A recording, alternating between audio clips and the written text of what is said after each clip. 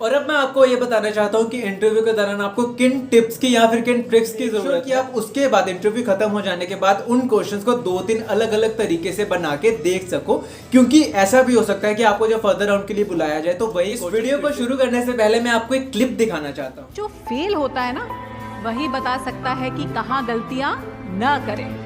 कभी कभी आपका सबसे खराब खिलाड़ी देश का सबसे अच्छा कोच बन जाता है। ये वीडियो मैंने आपको इसलिए दिखाया है क्योंकि मैंने भी नगैरो में बहुत ज्यादा रिजेक्शन झेली है। मैंने नगैरो में 5 बार इंटरव्यू दिया और मैं पांचों के पांचों बार रिजेक्ट ही हुआ।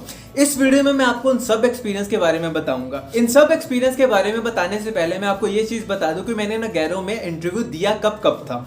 तो मैंने नगैरो में इंटरव्यू एज ए फ्रेशर भी दिया है, 1 से 2 साल एक्सपीरियंस बंदों में भी दिया है और 3 से 5 साल एक्सपीरियंस बंदों में भी दिया हुआ है। तो इस वीडियो में मैं आपको इन सब एक्सपीरियंस के बारे में जरूर बताऊंगा। इसी के साथ इस वीडियो के एंड में मैं आपको कुछ ऐसे टिप्स या फिर ट्रिक्स के बारे में बताऊंगा जो कि आपके इंटरव्यू प्रोसेस में बहुत ही ज्यादा हेल्पफुल रह सकती हैं। So watch this video till the end. Now without wasting any time, let's just start the video.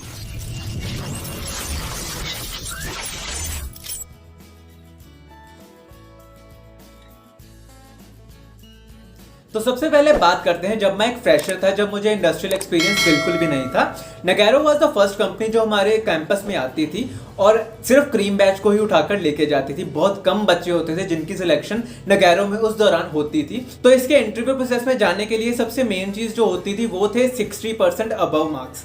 आपके मार्क्स 60% से अबव होने चाहिए। उसके बाद जो सबसे पहला राउंड था वो था एप्टी या फिर रीजनिंग राउंड। इन दोनों राउंड के बाद एक कोडिंग राउंड हुआ था जिसमें उन्होंने 3 क्वेश्चन लिखने के लिए बोले थे। पेपर दे दिया था, उस पर लिखने थे वो तीनों क्वेश्चन।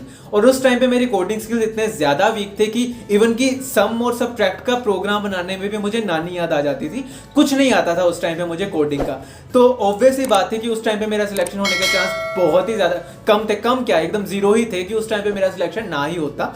लेकिन फिर भी मैंने ट्राई किया। सबसे पहले उस राउंड में से 15 से 20 बच्चों का सिलेक्शन हुआ। फिर उसके बाद उनको इंटरव्यू के लिए बुलाया गया और उनसे वही क्वेश्चन फिर से पूछे गए जो उनसे उस टाइम पे लिखवाए गए थे। यानी कि वो 3 कोडिंग क्वेश्चन जो पहले राउंड में लिखवाए गए थे वही उनसे दोबारा फिर से पूछे गए और उस दौरान उनको बोला गया कि इसकी कंप्लेक्सिटी कम करो या इसको अनदर वे में लिख के बताओ। तो जो लोगों ने उस टाइम पे वो इंटरव्यू क्लियर कर दिया तो उसके बाद वो सिलेक्ट हो गए, उनको वहां पे जाने का मौका मिल गया और उन लोगों में मेरा नाम नहीं था।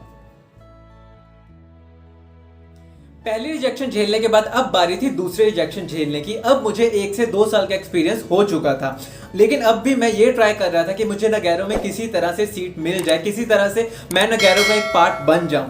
तो उस दौरान मैंने क्या किया कि मैं एज ए फ्रेशर की तरह भी वहां पे इंटरव्यू देने लग गया। तो मेरे बहुत सारे वहां पे लोग ऑलरेडी काम करते थे, बहुत सारे दोस्त थे जिनकी प्लेसमेंट ऑलरेडी नगैरो में हो चुकी थी। तो मैंने उनको बोला मेरा रेफरेंस डालने के लिए। तो मुझे एक दिन कॉल आ गया इंटरव्यू के लिए। तो उसमें उन्होंने कहा कि मेरा पहले एक एप्टी रीजनिंग या फिर कोडिंग राउंड होगा जो कि आप घर बैठे ही दे सकोगे। उसके बाद अगर अब आप वहां पे सिलेक्ट हो जाते हो तो आप फर्दर राउंड के लिए बुलाए जाएंगे। और उस दौरान क्या हुआ कि मुझे एचआर ने एक लिंक भेजा जहां पे एप्टीट्यूड, रीजनिंग और कोडिंग राउंड के क्वेश्चंस थे। वो एक मेटल का कुछ प्लेटफॉर्म था जहां पे मुझे सब चीजें करनी थी, लेकिन उस दौरान भी मुझे शायद कुछ नहीं आता था कि मैं वो इंटरव्यू भी क्लियर ना कर पाया। लेकिन मैंने बिल्कुल भी हार नहीं मानी और मैंने 2 महीने के बाद ही मुझे इंटरव्यू के लिए कॉल फिर से आ गया और मैं इस बार प्रॉपर ही प्रिपेयर होकर बैठा हुआ था कि इस बार तो मैंने नगैरो का इंटरव्यू क्लियर करना ही करना। तो इस बार क्या हुआ कि मुझे उन्होंने जब लिंक भेजा तो मैंने वो सारे क्वेश्चंस कर दिए। इवन की कोडिंग राउंड भी बहुत आसानी से क्लियर हो गया। उसके बाद उन्होंने मुझे मेल भेजी जहाँ पे ये लिखा हुआ था कि मैं सिलेक्ट हो चुका हूँ फर्दर राउंड्स के लिए। और उसके बाद उन्होंने मुझे गुड़गांव के कैंपस में बुलाया। तो गुड़गांव के कैंपस में जब मैं गया तो सबसे पहले उन्होंने मुझे एक कोडिंग राउंड के लिए एक शीट दे दी जहां पे मुझे कोड लिखना था। 3 क्वेश्चंस उन्होंने उस दौरान भी पूछे थे। तो मैंने उस टाइम पे वो सारे क्वेश्चंस करके उनको दे दिए और लकीली मेरा नंबर वहां पे आ गया कि मैं वहां पे सिलेक्ट हो गया। उसके बाद एक फर्दर राउंड था जो कि टेक्निकल डिस्कशन था। उसमें क्या करना था कि जो भी पेपर पे मैंने जो कोड लिख के दिया था उनको, उन्होंने उसी को ही उन्हीं 3 क्वेश्चंस को बार बार पूछा और ये चीज बोली कि इनको ऐसे मॉडिफाई करो कि इनकी कंप्लेक्सिटी कम हो जाए। उनको कोई फर्क नहीं पड़ता था कि आपने कौन सी अप्रोच अप्लाई की या फिर क्या था, उनको फर्क पड़ता था कि इसकी कंप्लेक्सिटी कम से कम हो।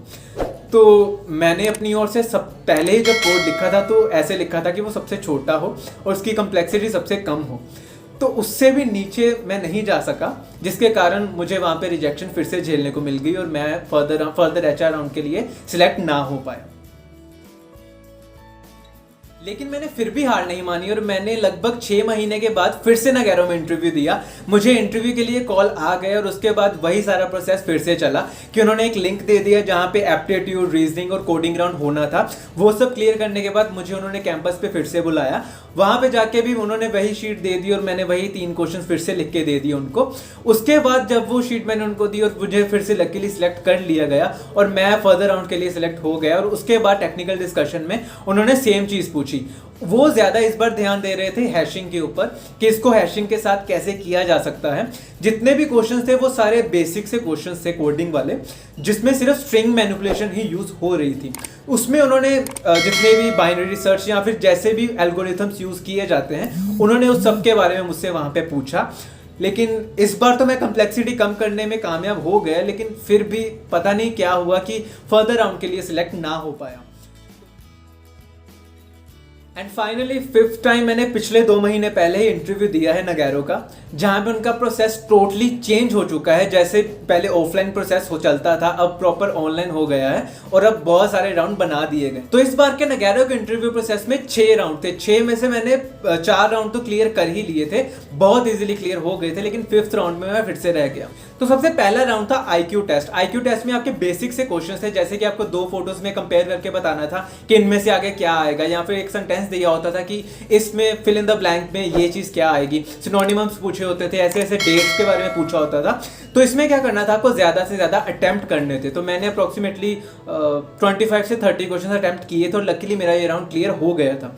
उसके बाद जो राउंड था वो था एप्टीट्यूड और रीजनिंग का राउंड। इसमें आपकी रीजनिंग और एप्टीट्यूड एबिलिटी के बारे में चेक किया जाता था, तो लकीली वो भी क्लियर हो गया। उसके बाद था तीसरा राउंड जो कि था कोडिंग राउंड। कोडिंग राउंड में 3 क्वेश्चंस थे, जिसमें हर एक क्वेश्चन में 10-10 टेस्ट केस थे और आपको वो सब क्लियर करने थे। तो मैंने 2 क्वेश्चन के 10 के 10 टेस्ट केस क्लियर कर दिए, लेकिन एक क्वेश्चन के सिर्फ 2 टेस्ट केस क्लियर हुए थे। तो उसके बाद ये मेरा वहाँ पे रिजल्ट था और लकीली मेरा कोडिंग राउंड भी क्लियर हो गया। और अब बारी थी 4th राउंड की। 4th राउंड था एक टेक्निकल डिस्कशन, यानी कि फर्स्ट टेक्निकल राउंड। इसमें उन्होंने बेसिक पाइथन और जेंगो के क्वेश्चंस पूछे थे, A to Z, इवन की बेसिक से लेकर एडवांस तक सब कुछ कवर अप कर दिया था। और मैं आपको ये चीज़ भी बताना चाहता हूँ कि अगर आपको वो सारे क्वेश्चंस के बारे में जानना है तो मुझे कमेंट सेक्शन में ज़रूर बताइएगा, ताकि मैं एक अलग से वीडियो बना के आपको उन सब क्वेश्चंस के बारे में बता सकूँ। तो इस राउंड में उन्होंने बेसिक से लेकर एडवांस तक सब क्वेश्चंस पूछ डाले थे। सिंस मैं ऑलरेडी बहुत ज़्यादा इंटरव्यू दे ही रहा था तो मुझे बहुत ज़्यादा एक्सपीरियंस हो ही चुका था ये सब क्वेश्चन हैंडल करने का। तो ये राउंड मेरे लिए कुछ खास डिफिकल्ट नहीं रहा और लकीली मेरा ये राउंड क्लियर हो गया और मुझे आगे 5th राउंड के लिए बुला लिया गया। नाउ 5th राउंड में क्या हुआ कि उन्होंने 2 मुझे ऐसे स्टेटमेंट दी जिसमें उन्होंने सिर्फ टाइम कम्प्लेक्सिटी पे ज़्यादा ध्यान दिया, टाइम कम्प्लेक्सिटी और स्पेस कम्प्लेक्सिटी पे ज़्यादा ध्यान दिया। और उन्होंने सिर्फ ये चीज़ बताई कि मुझे आपकी अप्रोच जाननी है कि आप इसको कैसे कर सकते हो। तो मैंने उस राउंड में अपनी सारी अप्रोच उनको बताई, लेकिन वो फिर भी शायद खुश नहीं थे उन अप्रोच से और उन्होंने ये चीज़ कहा कि इसकी कम्प्लेक्सिटी और कम हो सकती है, आप उसको और कम करके बताइए, जो कि मैं नहीं कर पाया और शायद यही वजह थी मेरे वहाँ पे भी रिजेक्शन झेलने की। और अब मैं आपको ये बताना चाहता हूँ कि इंटरव्यू के दौरान आपको किन टिप्स की या फिर किन ट्रिक्स की ज़रूरत है। तो सबसे पहले मैं आपको ये चीज़ बता दूँ कि नगैरो में आपको जानने के लिए एल्गोरिथम्स बहुत ही ज़्यादा क्लियर होने चाहिए, डाटा स्ट्रक्चर के बारे में बहुत ही ज़्यादा नॉलेज होनी चाहिए, तभी आप नगैरो का इंटरव्यू क्लियर कर पाओगे। और आप ज़्यादा ध्यान दें टाइम कम्प्लेक्सिटी या फिर स्पेस कम्प्लेक्सिटी पर, क्योंकि नगैरो में सिर्फ यही चीज़ें ज़्यादा मायने रखती हैं। जब भी आपका कोई इंटरव्यू होता है तो आपको वहाँ पर सिर्फ यही बोली जाती है कि इसकी कम्प्लेक्सिटी कम करके आप उनको बताइए। और इंटरव्यू प्रोसेस के दौरान आपसे कोई भी कोडिंग क्वेश्चंस पूछे जाते हैं तो मेक श्योर कि आप उसके बाद इंटरव्यू खत्म हो जाने के बाद उन क्वेश्चंस को 2-3 अलग अलग तरीके से बना के देख सको, क्योंकि ऐसा भी हो सकता है कि आपको जब फर्दर राउंड के लिए बुलाया जाए तो वही क्वेश्चंस फिर से पूछ लिए जाए और आपको बोला जाए कि इनको अलग अलग वे में करके बताइए और इनकी कम्प्लेक्सिटी के बारे में बताया जाए। वेल, ये था मेरा नगैरो का इंटरव्यू प्रोसेस का एक्सपीरियंस जो कि मैंने आपको इस वीडियो के दौरान बताया। इसी के साथ आज के लिए बस इतना ही। अगर ये वीडियो आपको अच्छी लगी हो तो इस वीडियो को लाइक और शेयर करना ना भूलें और अगर आपके इसके रिलेटेड कोई भी क्वेरी है तो कमेंट सेक्शन में जाके कमेंट जरूर करिएगा और ये भी बताइएगा कि आपको ये वीडियो कैसी लगी। इसी के साथ आज के लिए अलविदा, फिर मिलते हैं अगली वीडियो में।